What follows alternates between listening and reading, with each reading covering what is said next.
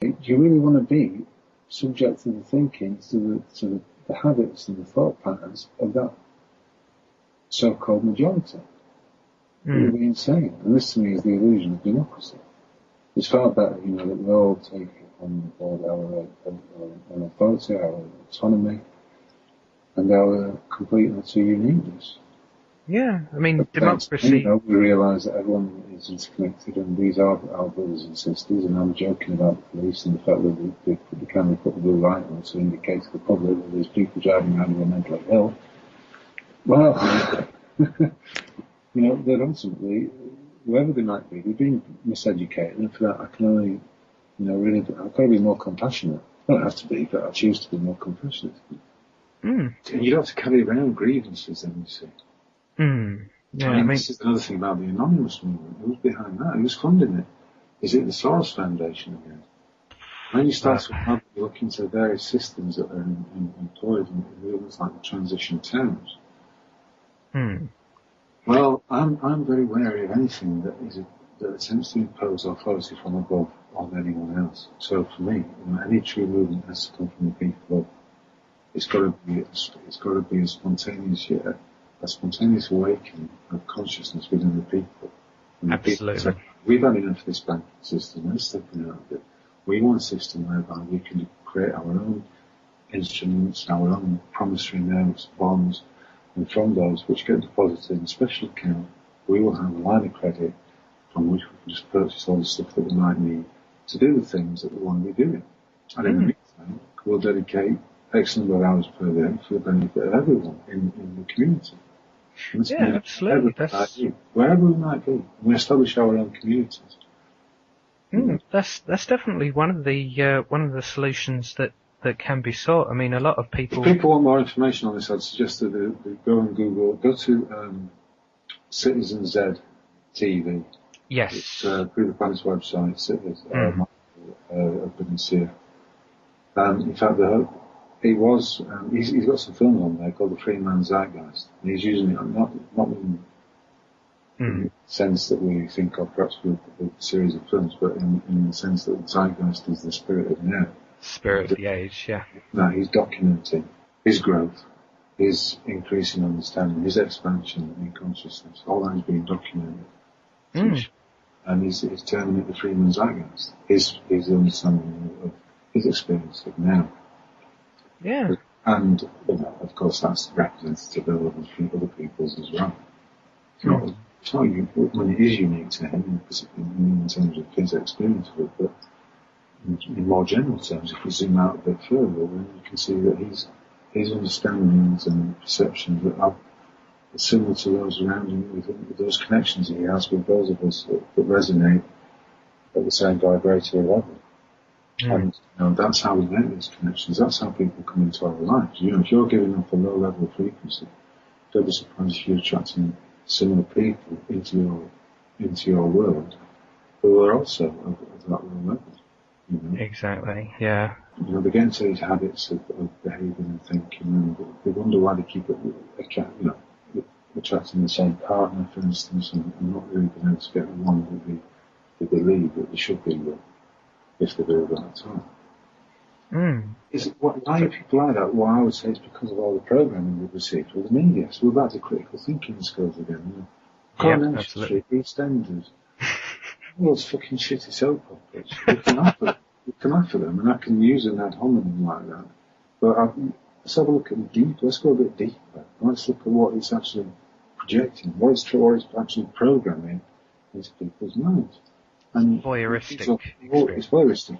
It's all about other people's misadventures, mishaps, misunderstandings, confusions, and ridiculous notions about love and fidelity and all the stuff that just gets absorbed. And then there's all the magazines that are out there, the romantic stuff, all the women's magazines which dominate WH Smith or any news agency you get into. It's all one huge sign-up, getting to buy makeup and perfumes, to consume more and more, to believe in such things as retail therapy. I mean, for fuck's sake, retail therapy. Yeah, I've covered some of this in some of my previous podcasts. It's a complete oxymoron. The term retail therapy is a complete and utter oxymoron. Yeah, absolutely. Yeah, it's all about consumption, really, and the notion that having more and more stuff, material possessions, is going to bring you happiness is a program that's repeated throughout the media. And that's the thing. It's an unattainable happiness. Look at the film industry. Look at the usage of celebrities, stars. All this fucking hero worship that takes place. It's very unhealthy. It's very sick. Yeah. Humanity, in many ways, it's got to wake up. It's got to face up to its own shadow, if you like, and to look into this shit and say, "Look, no more of this nonsense. I'm not prepared to buy into it anymore because I've got some critical thinking going on here. My heart's telling me that all this is wrong. My heart tells me what I need to know." Because in your heart is the root to your own happiness. I mean, that's one of the things. Yeah, you can't truly become more intuitive and more heartful unless you've got a grip on that monkey mind.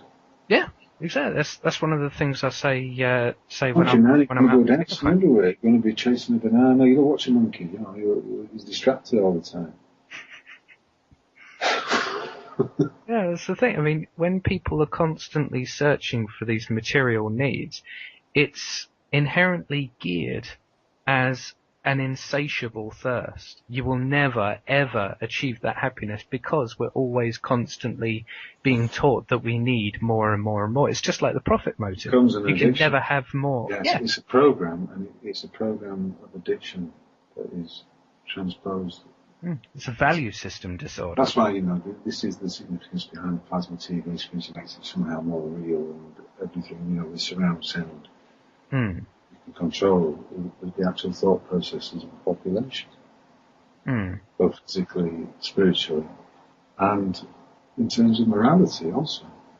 It's incredible. All of this, man. This is a grand deception. There's a Rob Menard film out there, which I'd recommend. Have you seen Rob Menard's film, Bursting Bubbles of Government Deception? Oh, no, I can't say I have seen that one yet.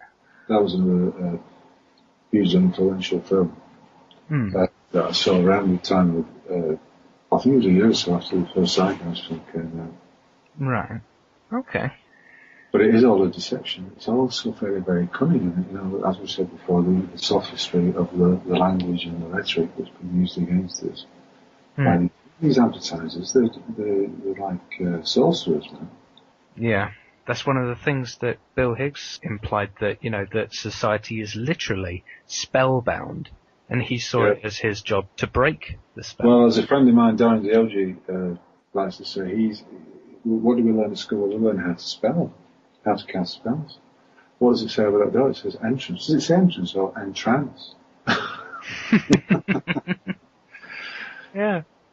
You see, in language, of course, and the symbols and everything has its power over the human consciousness.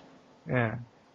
It's just unbelievable. It's just all around us, but we're just taught to be completely blinkered against it. But it is still, it's like the most arrogant form of deception, where it's like, right, I'm going to lie to you, but I'm going to have the truth right in front of you. It's going to be right under your nose, but I'm going to misdirect you away from it. It's going to be hidden in plain sight. If you ever had something hiding in plain sight, you've only got to watch Darren Brain's put a few of these tricks anyway. But again, why would anyone want to control other people's levels of consciousness? Really, it's only for malevolent reasons, isn't it? Yeah. Because if you're some kind of mistaken fellow who believes he's an evangelist and there's a reincarnation in Jesus, then that's a level of delusion on the one hand, and you have no right to impose it on other people. And yet, some do. We've only got to look at the religious infrastructure that we have in the United States with the various churches, which spell like Christian evangelicals. It's crazy, isn't it? But who are they to impose these programs on others? So, what I said there about spontaneous, community-based connections is the work of the Universal Community Trust. And this is a video on the Premium Zeitgeist channel, Citizen TV, that people can watch. And I guarantee that as people watch it, they will feel a resonance, they'll feel a wonderful glow in their hearts, and they'll feel a light in them, they'll probably break out into a smile. It has that effect. It's actually, what we're offering is a system, that people can voluntarily step into it's under natural law, not always statutory bullshit. It's under natural law, and it will enable people with kind of autonomous existences that they so usually deserve. If particularly those who walk, I mean, there'll always be those that don't wake up to it, that's their truth. They've come here to go along with this kind of great amnesia that infected it to varying degrees. And maybe it is a kind of infection. Maybe. You see, when you look into the way things are, everything is like 180 degrees from the truth. So, for instance, the word doctor. Well, people associate the word doctor with somebody who's going to help them get better, someone who's going to heal. Well, a doctor actually originally means teacher. You would learn from a doctor. Now, how many of these doctors are actually practicing that? I mean, often they resort to encouraging people to, the connections with the pharmaceutical industry, with all the bribes and the trinkets and the little incentives they get means that they prescribe pills for all manner of ailments. Really, a doctor should be someone who you can go to learn from. Who will say, look, well, instead of taking this antidepressant, I want you to try St. John's wort, or I want you to go and take some morning glory, or I want you to go and have a pipe of very, very pure DMT. I believe this will go to I'll take an ecstasy tablet. Well, maybe not, because that's pharmaceutical, but... Yeah, it's synthetic. Yeah. Although, laboratory grade LSD is not to be sniffed at. You take it orally. Yeah, and I think on that note, I think I'm going to have to end it here, Michael. Oh, you're going to end it on that note, man. So anyway, critical thinking is where it's at. Let's raise the consciousness. Absolutely. The whole plan. Because everyone's infinitely creative. Let's get it all sorted out. The technology is there. Yeah. But anyway, guys. As for the next podcast, I'm going to be dealing with more of your questions. I know that's been way overdue. But anyway, it was great to have you on, Michael. It's been a pleasure, Adam. An absolute pleasure. When are you going to be doing any more lectures and stuff? Well, I'm always open for invitations on some of the stuff I've spoken about tonight. And anything, really. Maybe on the Universal Community Trust. Alternatives to what we have, then you can drop me a line. Fantastic. You've got my email address, haven't you? But I just thought, I would just say, well, just cover the expenses. Sweet. But if you just want to give out any relevant email addresses to the listeners, or website addresses? Well, the websites are thinkfree.org.uk. People can contact me through that on it's a forum-based website, but it's a nice one. It's grown over the last 2 or 3 years into something that covers all kinds of subjects, to do with the law, with science, with alternative technologies. Yeah. The esoteric world, and all manner of subjects really. They can contact me on Michael of Elmet on there, or they can send me an email if they wish to get in touch with me direct at Oshun, OSHUN, at thinkfree.org.uk. And I would also recommend Free the Planet as a resource for people to go and dip into some of the subjects that we've discussed this evening. Absolutely, yeah. I think we've definitely given the listener a lot of food for thought. A banquet for thought, as it were. But anyway, I'm going to have to end the podcast here. So thank you very much, guys, for listening. And it's goodbye from me. And say goodbye, Michael. Goodbye.